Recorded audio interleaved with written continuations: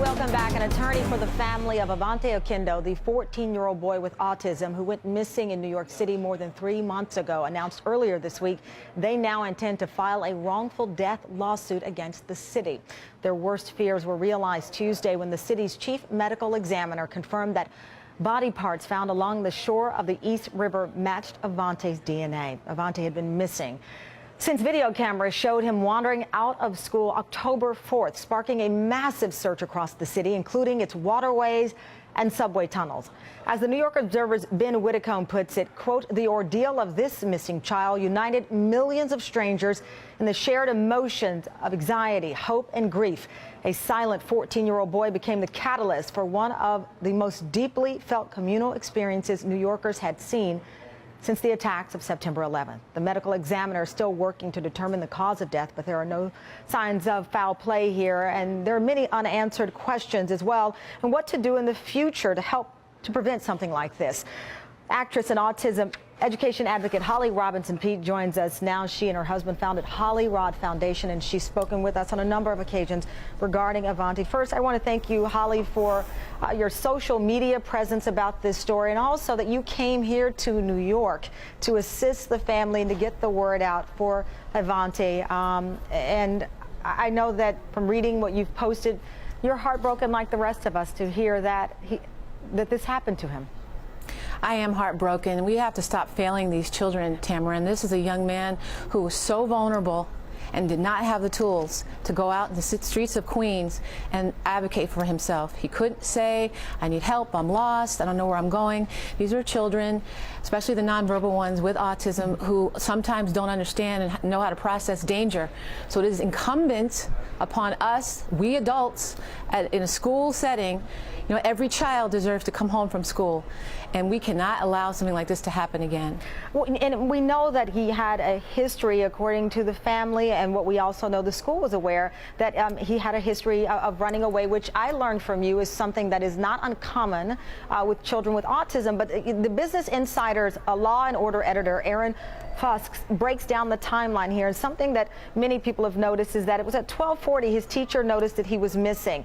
It wasn't until 12:56 that an assistant principal was notified, and it wasn't until 1:20 that the principal was notified, and again it wasn't until 2 Eastern that police were contacted. Again, this is all going to be sorted out in court, but as a mother of a child with autism, as an educator teaching us all about autism and what we should do, what do you believe is one of the key things you'd like to see, not just in New York, but in schools across the country where these children are?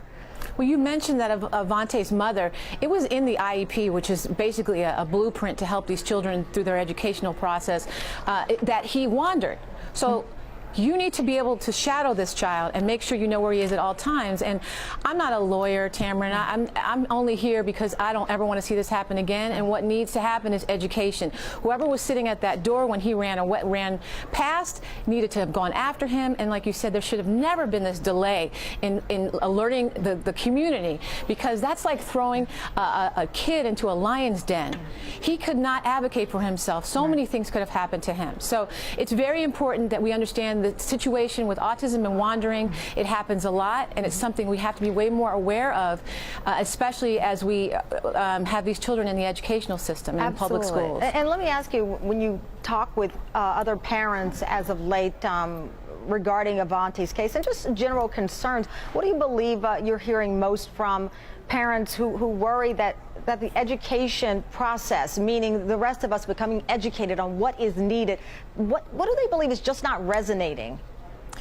You know, I just think in general the stigma of autism is still something that's difficult, you know, to process. People just don't know what it is, and I think people are scared of what they don't know. And so it just has to be out there more, and we have to talk about it more. You know, I want to thank you guys for having me on a few times, but you know, really nationally this has not been a big enough story. So this is a learning moment. This is a learning process for America to understand that children with autism tend to wander, and we have to make sure that we stay on them, and we cannot fail them anymore. Well, I've learned a great amount from you and other parents who have children with autism, and we thank you for your voice.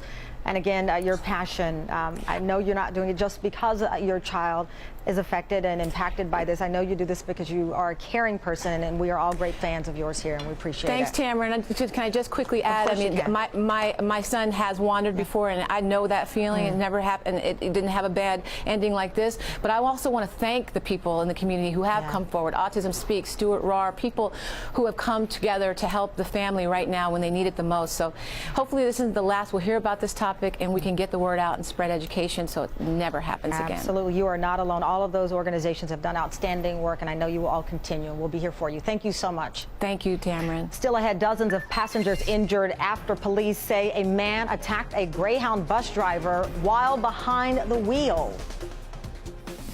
He was actually hitting the bus driver, hitting him hard in the face.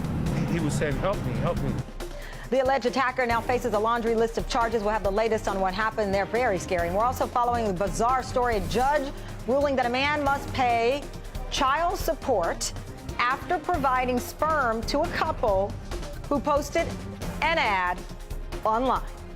It is our gut check, and I promise to give you more details before you chime in on what you think.